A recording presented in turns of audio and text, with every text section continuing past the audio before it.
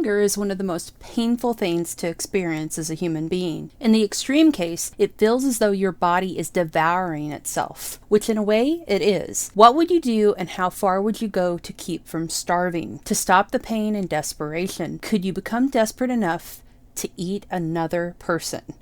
And what would happen to you after that? These questions and even more mysteries we're going to delve into on this episode of Mytheries as we stare into the hollow eyes of the Wendigo, one of the most terrifying legends to emerge from the stories of Native American mythology, and one that has crossed over into reality more times than we'd like to admit. So grab a snack, we're about to get hungry as we venture into the darkness of the Wendigo. Let me take this opportunity to thank you for watching Mytheries and ask that if you enjoy our shows, please subscribe to our channel right now, like this video, and click on the bell so you can be notified each time a new video goes up. Now, back to the show. The Wendigo comes from Indigenous Indian mythology. The creature is a manifestation of greed, gluttony, and the never-ending need for more. It's hunger in a horrifying form, and stories and legends of the creature have been around for centuries. It seems that the Wendigo came from Canadian and the eastern US, with a rumored Wendigo Cave near Ontario, which has cave paintings along the walls, many believe to represent the creature. What is the Wendigo? It's a spirit creature who can possess the living, but has also been represented in a physical form as well. The spirit creature is in many ways a demonic entity which can take over a human being, bringing forth the desire to eat other humans, destroy, and murder. The hunger is insatiable and bloodthirsty. The physical manifestation of the creature is described as around 10 to 15 feet tall, skeletal, ashen, with large dark eyes, and in recent times with horns like those of a deer coming from its head. Sometimes that head is actually a skull of an animal.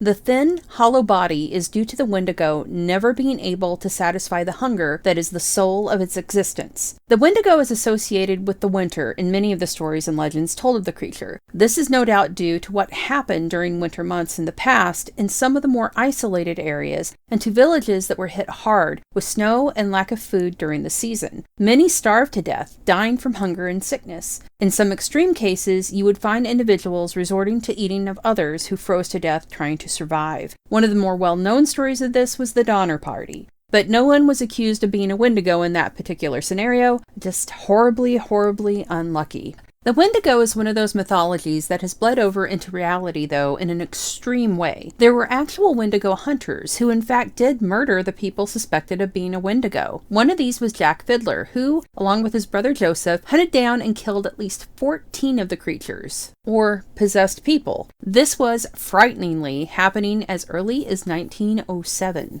But the duo's luck ran out when they were arrested for the murder of a Cree woman who was suspected of being a Wendigo. Their justification was she was going to become a full-on version of the monster and would murder and devour other members of her tribe. Jack's medicine powers weren't enough to keep him from being tried for his crimes. Jack escaped from custody and would commit suicide by hanging himself before his trial, leaving Joseph to be convicted and sentenced to prison. Both men were elderly when they were arrested, but Joseph would actually get a release after the community submitted testimony. Unfortunately, that release would arrive too late, as he died 3 days after it was approved in prison. The cases of people becoming or slowly turning Wendigo typically would, as previously stated, happen during the winter or when famines had wiped out food supplies to next to nothing. Some of these stricken with starvation and who went on to attack and sometimes kill loved ones or others in their community were said to have Wendigo psychosis. Wendigo psychosis is similar to lycanthropy, where individuals start showing mannerisms similar to those of a wolf or behaviors. Lycanthropy can also be attributed to actually changing form into a wolf. Skinwalkers are a form of lycanthrope, which is also part of Indian folklore, and the Wendigo sometimes gets confused with these creatures, but they are quite different, other than being extremely frightening. While the Wendigo itself is considered by some to exist, many see the myth as a cautionary tale and a metaphor for what greed can do to a human soul. The Indians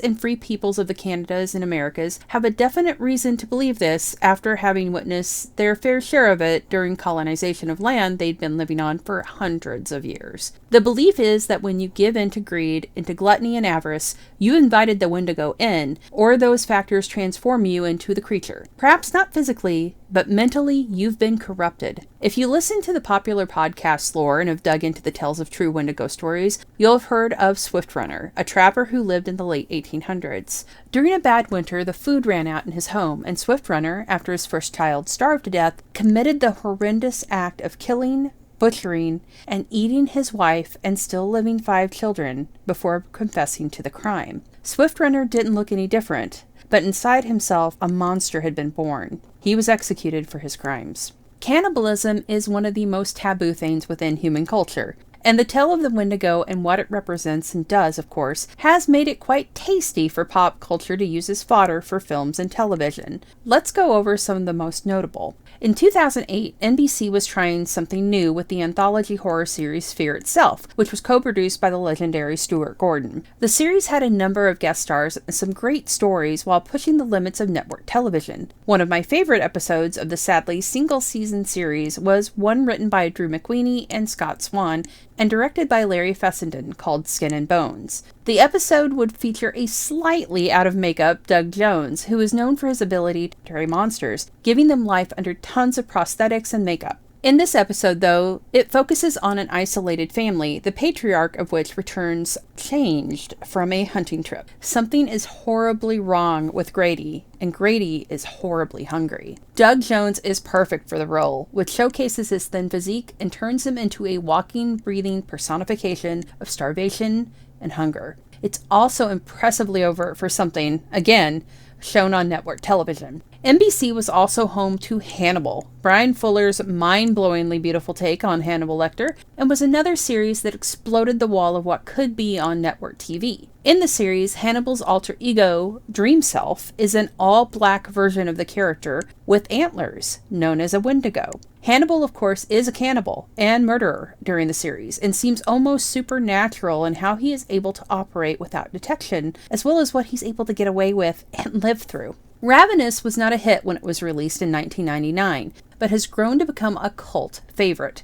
The film is a gory, darkly comedic in parts horror film set in the mid-1800s and focuses on a remote army fort filled with misfits and oddballs. When John Boyd is assigned there after running afoul of the military brass due to his own dark truth becoming known, he and his fellow soldiers come into contact with a mysterious survivor named Colquhoun. Colquhoun, it turns out, while not the monstrous-looking version of the creature, has become a Wendigo. In this film, the eating of human flesh causes characters who are tempted to do so to become, in a way, superhuman, but also vampiric, as that first taste makes you crave more in order to survive. Ravenous is a smart, funny, gory, and all-around great film that deserves a lot more love than it got on release.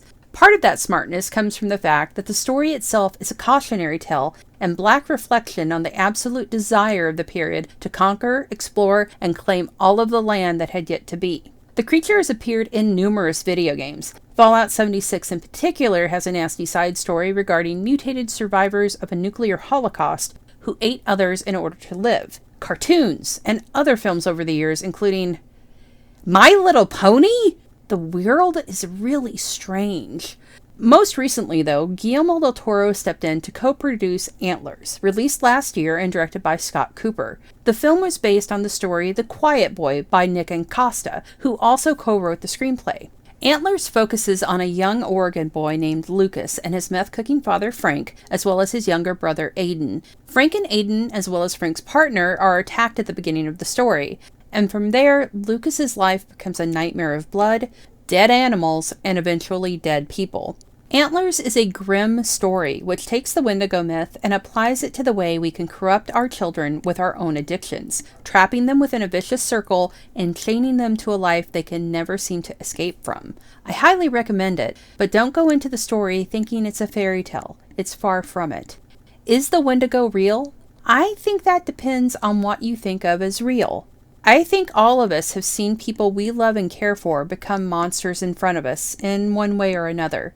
Greed and hunger can do monstrous things to us, and perhaps the Wendigo was something created to blame the actions and events that those things cause on, because the truth is so much more horrifying.